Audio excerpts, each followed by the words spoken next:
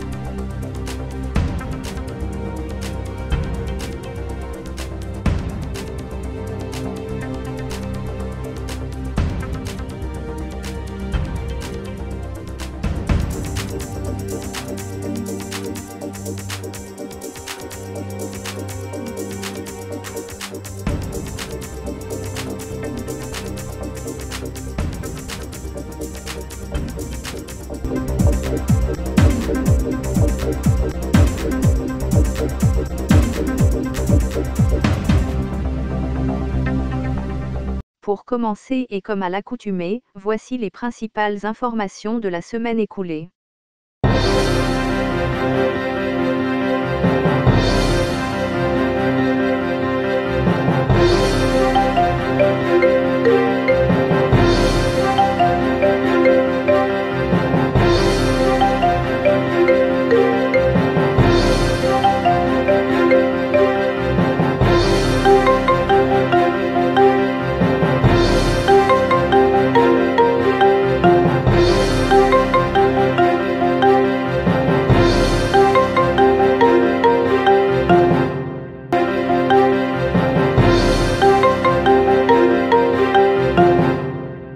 Présenter la destination Sahara en tant que destination touristique ne se résume pas à cette image de dunes et de grands espaces véhiculés par les agences de voyage sur les différents supports de communication. 70% de l'activité touristique dans le monde est basée actuellement sur le tourisme culturel. Un tourisme où l'échange entre les cultures joue un grand rôle dans le développement d'un tourisme durable. Ce soir, nous allons à la découverte d'une région saharienne pas comme les autres. Elle est l'une des dernières régions découvertes par les explorateurs. Ses richesses archéologiques naturelles et ses traditions ancestrales ont fait d'elle l'une des plus belles régions sahariennes au monde. Bienvenue dans le Tassili Najer et sa capitale Djanet.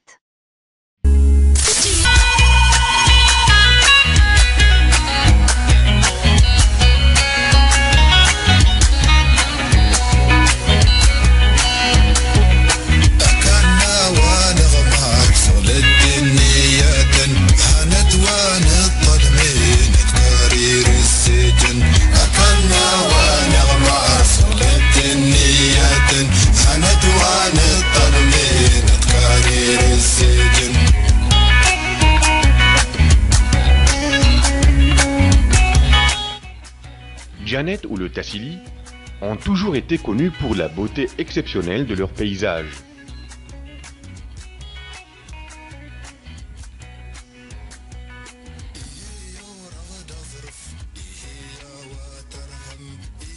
Le Tassili éternel est sans conteste l'un des plus anciens sites de peuplement humain de la planète.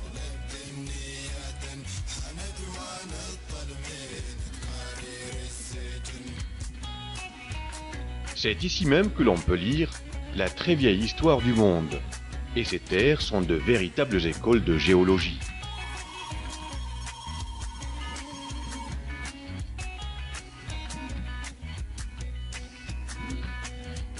Fouler ces terres, c'est fouler un sol vieux de plus de 600 millions d'années.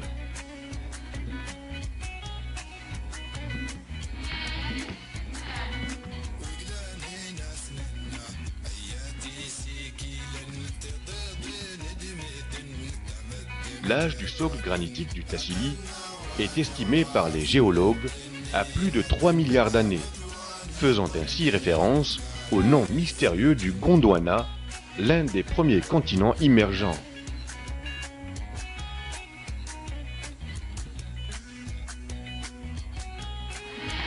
Ce même Gondwana assure aujourd'hui l'assise de l'Afrique.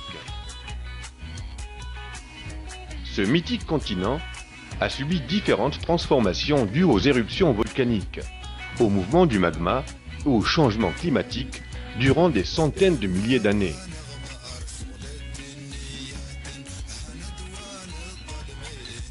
À savoir que le Gondwana se trouvait il y a plus de 400 millions d'années près du pôle sud et était recouvert d'une épaisse couche de glace, ce qui explique la présence des fossiles marins fixés sur la surface et dans le cœur même de ces roches.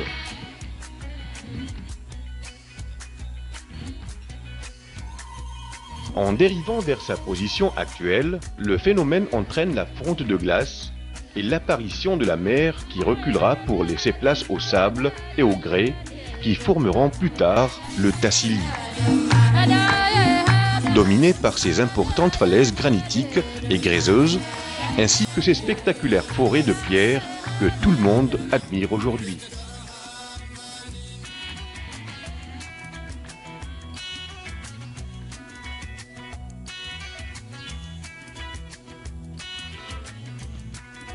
Djanet est la capitale par excellence du Tassili et une importante daïra de la wilaya d'Ilizi. Elle en est aussi la plus ancienne ville, englobant de très anciens qsours à l'architecture très typique.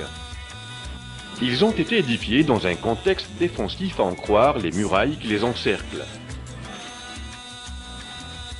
Ils sont habités par deux anciennes tribus, Azelwaz et Elmihan, ainsi que le Qsar d'Adjahil, beaucoup plus récent.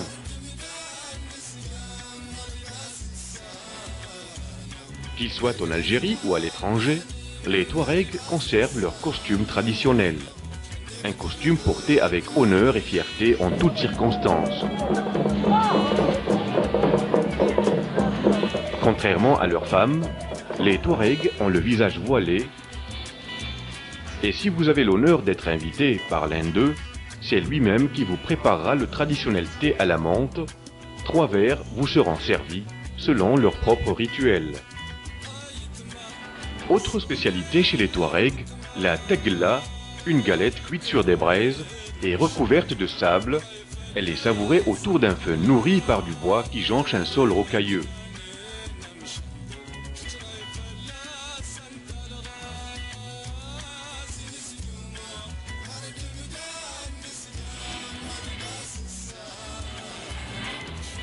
Le Tassili est habité par les Touaregs Nesdjer, une confédération qui compte des tribus traditionnellement nomades, parcourant des pâturages et d'autres sédentaires, vivant de cheptels et des produits de leurs petits jardins cultivés dans l'oasis de Djanet, à Elmihan, à Azlouaz et à Adjahil.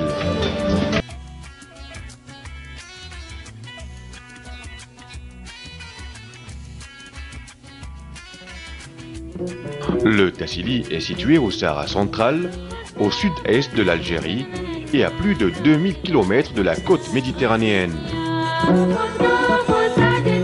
Il est limité à l'est par la frontière libyenne et au sud par celle du Niger.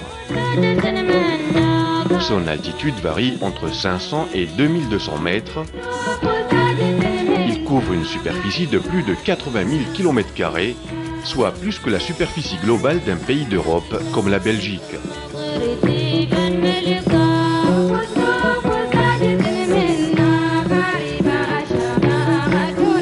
Le Tassili étant un patrimoine inestimable, l'Algérie a dès 1960Le Tassili est en phase de devenir un haut lieu du tourisme mondial, et ce, grâce non seulement à ses fabuleuses peintures et gravures rupestres, mais aussi à ses paysages aussi diversifiés que sublimes.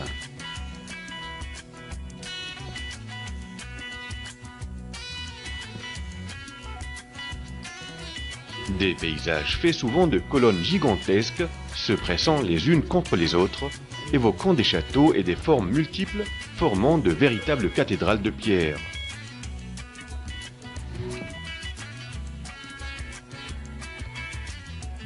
Des colonnes où l'on peut encore admirer à nos jours les fresques qui recouvrent parois et dalles, témoignant d'avoir servi autrefois d'abri aux populations de la préhistoire, donnant ainsi sa renommée mondiale au Tassili.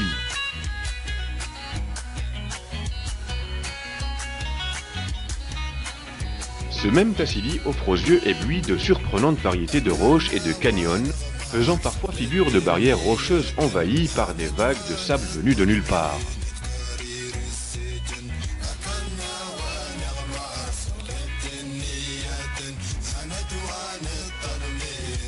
Le Tassili vous projette parfois dans des plateaux recouverts d'une couche noirâtre, témoignant d'un volcanisme autrefois actif dans la région.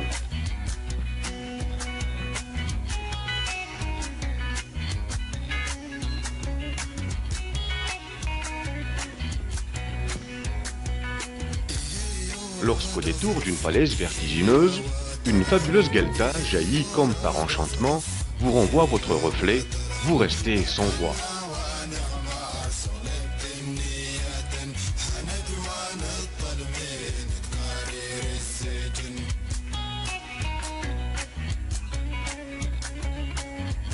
Les Guelta ou Adjelman en Tamashak, langue touareg, constituent un milieu favorable pour le développement d'espèces végétales et animales.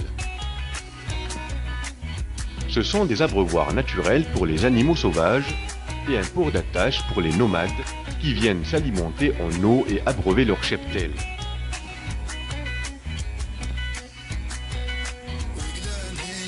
C'est autour de l'un de ces points d'eau à Ihrir que fut tué en 1926 le dernier crocodile du Sahara central, témoin d'une période passée humide.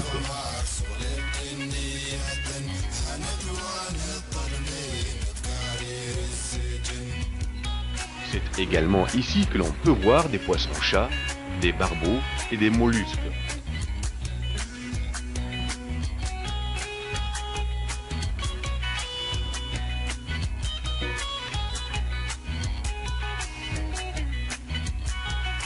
Au Tassili, comme dans tout le Sahara, la flore survit en s'adaptant au climat aride. Certaines plantes survivent en raccourcissant leur cycle végétatif, d'autres espèces en développant un système de racines leur permettant de puiser l'eau rare dans ces régions, à des profondeurs dépassant les 40 mètres, alors que d'autres par contre captent l'eau en surface. On y trouve aussi des plantes qui se reproduisent de manière originale, n'ayant aucunement besoin du mode de fécondation naturel, en recourant seulement à la division de leurs gamètes mâles.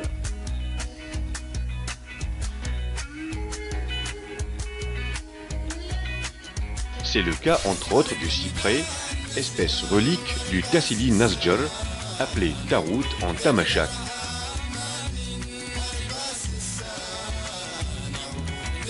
Seulement, de cette espèce unique au monde, il n'en reste que 231 individus vivant recensés actuellement au Tassili et dont certains peuvent atteindre jusqu'à 6 mètres de circonférence et comptabilisant plus de 2500 ans d'âge.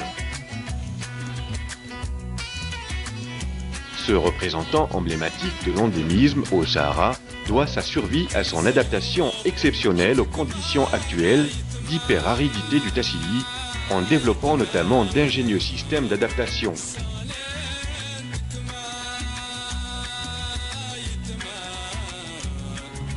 En effet, la flore du Tassili est fort complexe et est parfois scientifiquement mal connue, d'autant que certaines plantes développent des aspects différents d'une région à une autre. Mais les Touaregs, connaissant parfaitement les propriétés et vertus médicinales de ces plantes, y trouvèrent une remarquable pharmacopée naturelle pour soigner leurs maux.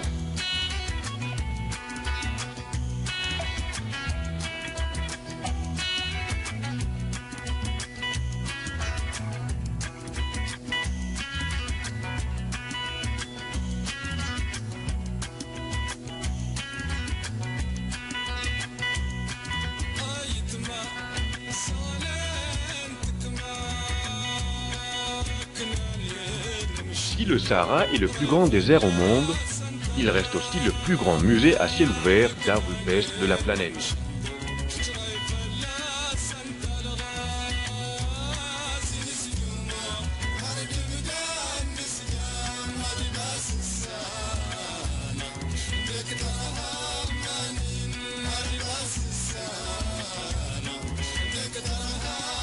Sur les parois et plafonds des abris et sur les dalles et planchers à Ouadjarat notamment, on recense plus de 4000 gravures localisées sur une distance de 75 km.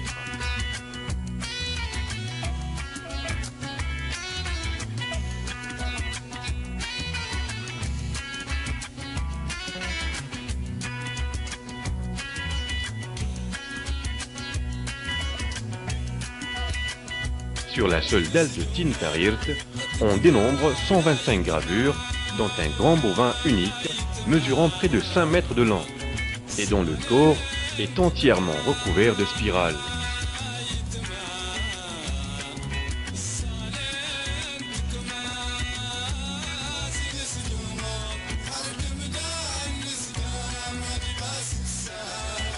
Que ce soit à Ouadjarat, à Tin Tarirt, à Tanzoumaïtak, à Safar, à Jabaran ou à Tamajert, les hommes du néolithique ont représenté leur monde en le gravant et en le peignant à l'ocre.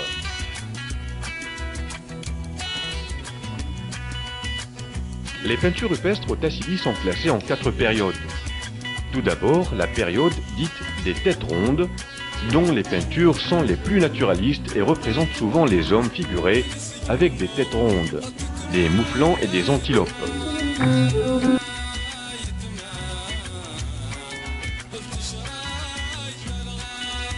Elles sont particulièrement nombreuses à Jabaran et sont attribuées à une population négroïde à affinité méditerranéenne.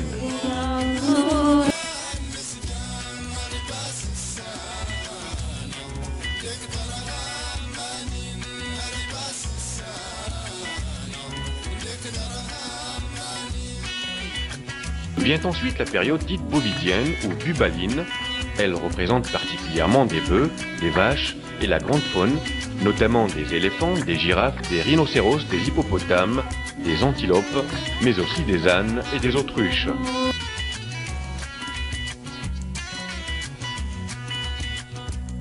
À Sefar, à Ihrir ou à Tikediwin, l'art bovidien représente une société pastorale où prédominent les bovins.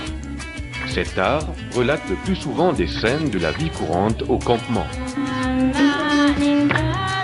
L'art bovidien cessera avec les changements climatiques et sera remplacé par d'autres figures kabalines et camelines beaucoup plus fréquentes.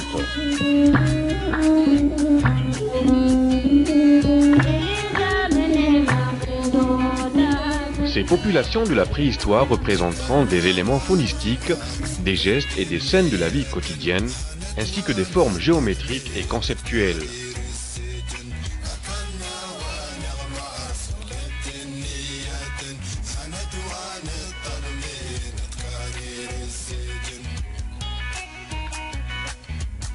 Ces œuvres et ces témoignages iconographiques rupestres ont évolué à un stade supérieur, c'est-à-dire l'écriture, grâce à l'élaboration de caractères à valeur phonétique. Cette écriture compte parmi les plus anciennes connues de l'humanité, d'où subsiste à nos jours le tifinagh, cette fabuleuse épopée de l'art rupestre au Tassili et qui demeurera à jamais la langue écrite des Touaregs.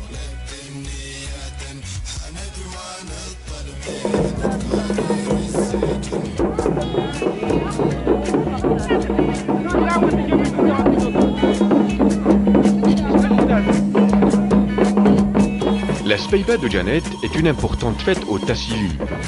Un rituel qui exprime non seulement la joie et la gaieté, mais il raconte aussi l'histoire singulière d'une population se distinguant par son importance à une tribu bien définie.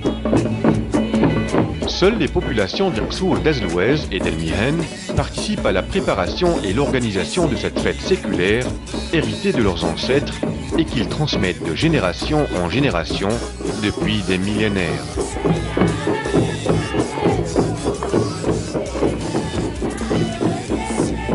Par cette fête, On fait revivre ce passé mythique à travers des scènes de combat se déroulant à Oued Idjeriou, à Janet, une guerre qui ne prendra fin qu'après la signature d'un pacte de paix entre les deux tribus rivales. C'est ce même pacte qui est célébré chaque année lors de cette fête commémorative.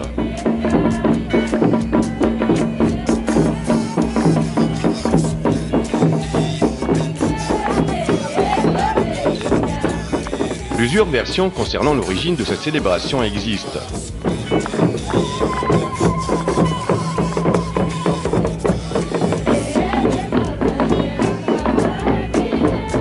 La plus répandue se réfère à la Speiba comme forme d'expression de joie puisqu'elle relate la victoire de Moïse sur Pharaon et ses soldats qui ont péri dans la mer Rouge.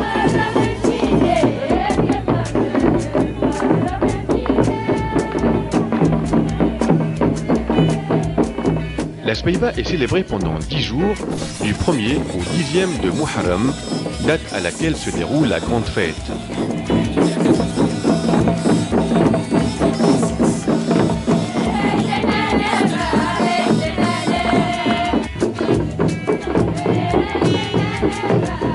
Les costumes sont porteurs de symbolique, authenticité et sacralité, qui traduisent l'attachement de la population au culte de la Speiba.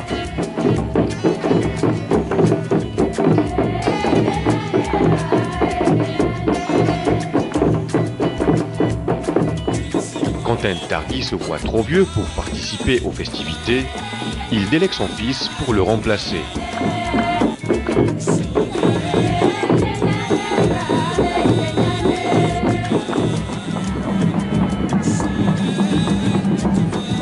Les deux groupes descendent dans l'Oued Idjeriou et se positionnent.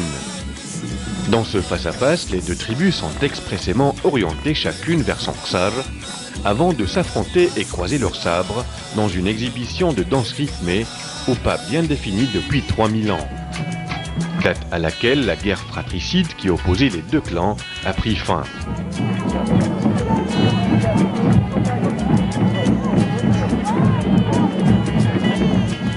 L'espace festif est ainsi délimité avec la formation de la gué.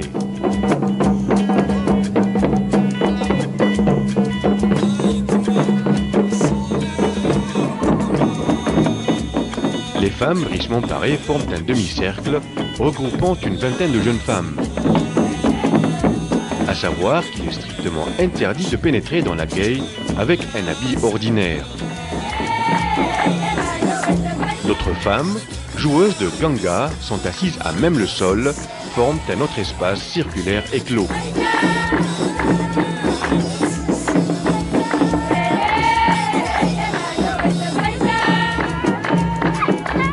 Le coup d'envoi des festivités est donné au rythme de l'amenayé, un instrument musical plus grand que le ganga.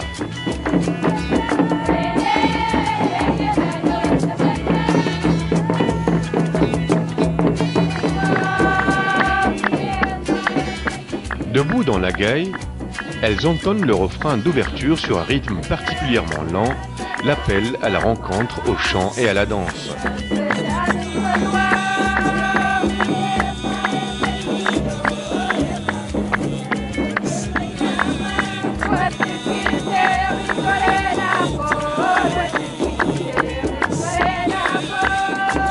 Les danseurs exécutent alors des pirouettes, brandissant épée et foulard, aux couleurs chatoyantes, avec rigueur 3 phases rituelles d'une extrême importance.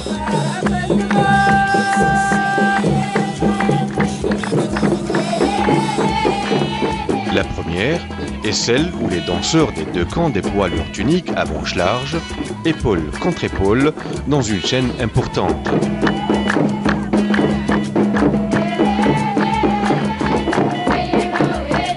Les mouvements sont harmonieux et les danseurs exécutent de parfaites rotations dans le camp adverse.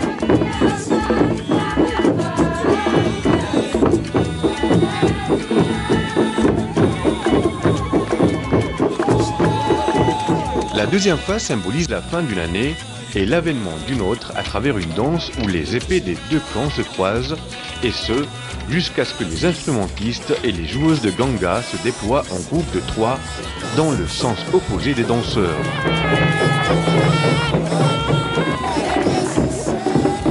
Ce rite marque ainsi la 3e phase et dernière étape marquant la fin de la guerre et reconduisant le pacte de paix signé entre les 2 tribus il y a 3000 ans.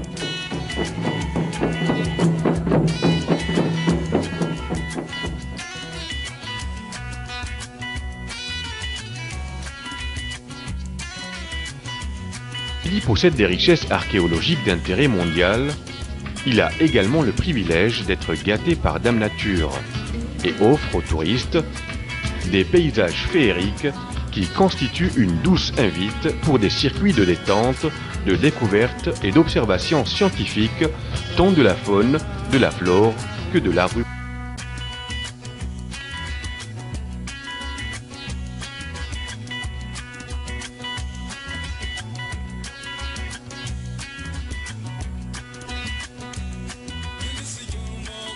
Paradoxalement, cette attractivité du Tassili est la cause même de la surcharge de ce site naturel à l'écosystème très fragile.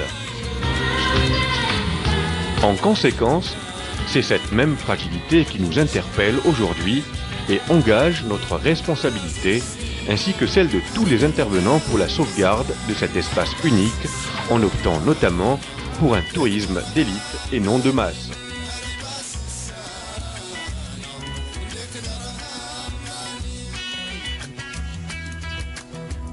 Il est évident aujourd'hui qu'on ne peut plus surexploiter les sites naturels du Tassili pour ne pas compromettre l'avenir de ce patrimoine universel qui a pourtant traversé des milliers d'années pour nous parvenir.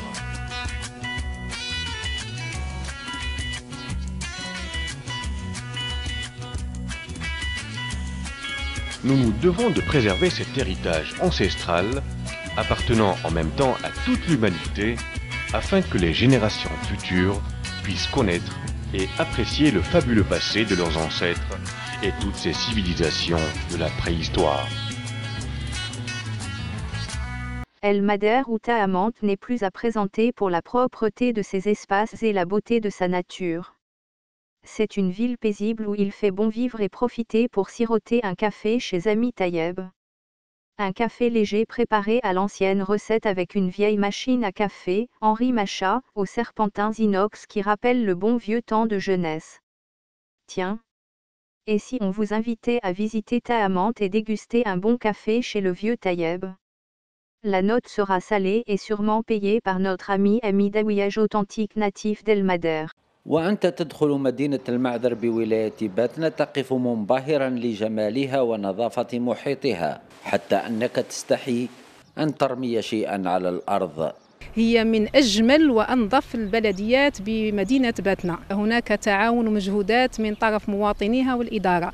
هذا هو الذي حقق هذه النتائج التي ترونها. رجال المال والأعمال في المعذر لهم قسط كبير في ذلك، وهذه الحديقة الجميلة إحدى ثمار التعاون. المستثمرين ساهموا بشكل كبير وهم مشكورين على ذلك. الدليل على ذلك أن هذا المحور الدوران هو من إسهامات المستثمرين سواء الممول أو الذي قام بالإنجاز أو مكتب دراسات. النظافة سلوك اجتماعي يعكس درجة وعي المواطن والحركة الجمعوية في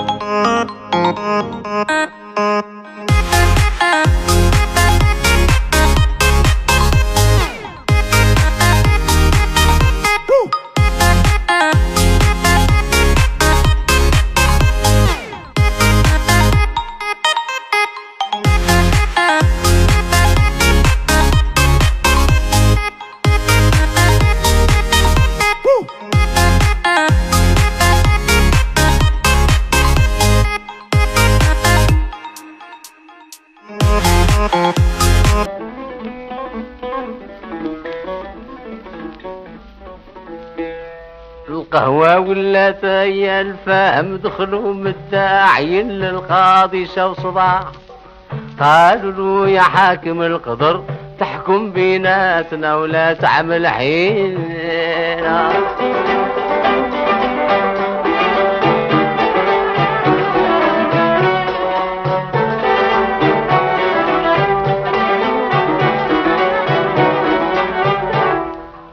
لانك قاضي بلا دراهم لا تقبلش الكرا ولا تعملش مزاح حكمك من مولاي بالنصر وعطاك الله من حكامه لجليل القهوة ولا هات لي قهوة هات عطيني قهوة ومشرب القاضي جا وصباح قالوا له يا حاكم القدر تحكم بيناتنا ولا تعمل حيلة القهوة ولات هي الفهم دخلوا مداعين للقاضي شاو صداع قالوا له يا حاكم. Puisqu'on parle de nature et d'environnement, n'oublions pas le jardin Landon de Biskra. Biskra, le jardin Landon, réhabilité, ouvert au public en 2016 et une galerie d'art. Le parc, aujourd'hui classé deuxième après le jardin d'essai du Hama, jouit d'une richesse floristique considérable. 52 espèces végétales rustiques et tropicales, rares ou en voie de disparition, importées des quatre coins du monde y croissent comme les bougainvillées violacées, le ficus, le cassier, l'acacia et les lauriers roses et blancs, représentent la strate arborescente du parc. Pôle de loisirs et de savoir, classé comme site protégé, ce jardin botanique, d'une superficie de 5 hectares est qualifié de « véritable poumon ». Ce jardin créé en 1872 par le comte Albert Landon de Langeville est un véritable trésor écologique. Il avait une célébrité qui dépassait nos frontières, une princesse anglaise contemporaine du roi George X, et beaucoup de poètes et écrivains renommés l'ont visité vu sa splendeur. Appelé Garden of Allah par le romancier anglais Robert Richins, c'est un havre de paix et un lieu de rêverie dédié à l'art et aux artistes, à la biodiversité et aux botanistes, aux amoureux de la nature et aux écologistes. Les familles de Biskra y trouvent repos et sérénité. propriété de l'Algérie en vertu de l'acquisition qui en a été faite par Madame Jane Albertine, veuve de Jacques-André et de Ganoï, suivant acte administratif du 14 mai 1937 transcrit à la conservation des hypothèques de Batna du 10 juillet 1937 vol. 480 numéro 34.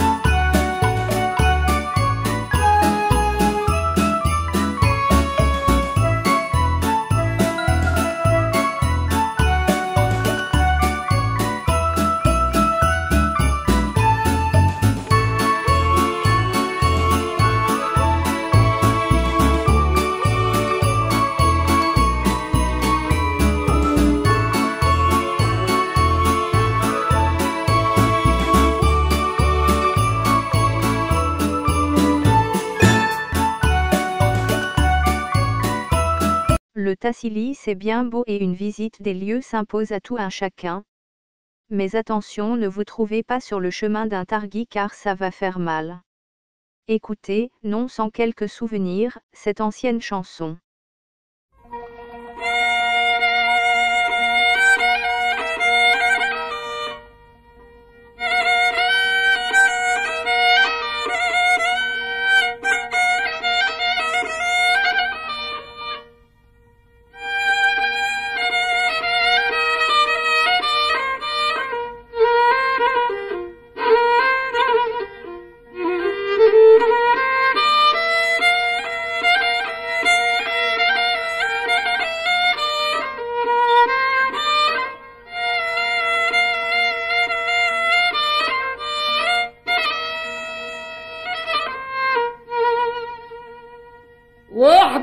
وخشل مهامين ولا شي صب عليا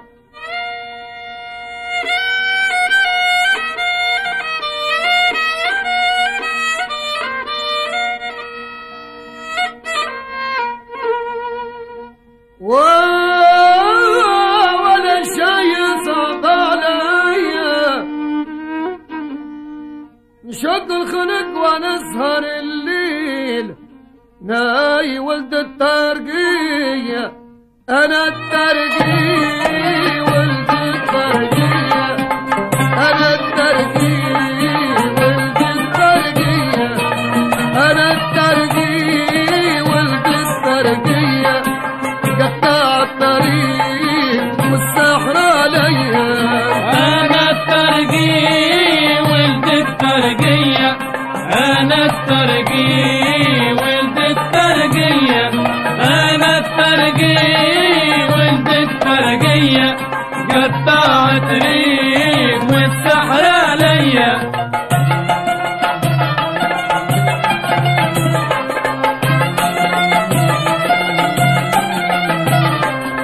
أنا الترقية حد ما ينجمني أنا الترقية حد ما ينجمني اللي يقول بروحه يجي ويقابلني اللي يقول بروحه يجي ويقابلني عالبعد مين يتهرب مني ولو يراني مغمض عينيا أنا الترقية ولد الترقية أنا الترقية ولد الترقية أنا الترقية ولد الترقية قطع طريق والسحر عليا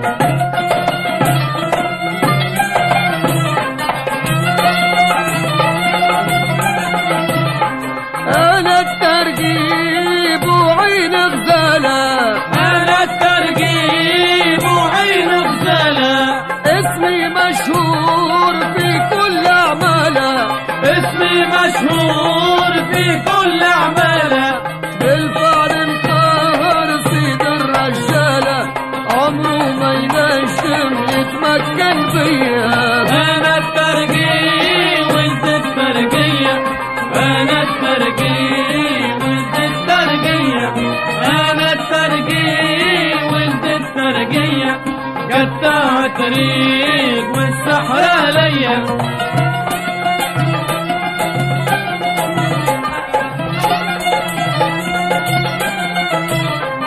أنا الترقية اللي قدره عالي أنا الترقية اللي قدره عالي ذرة بالنابل وركوب خيالي ذرة بالنابل وركوب خيالي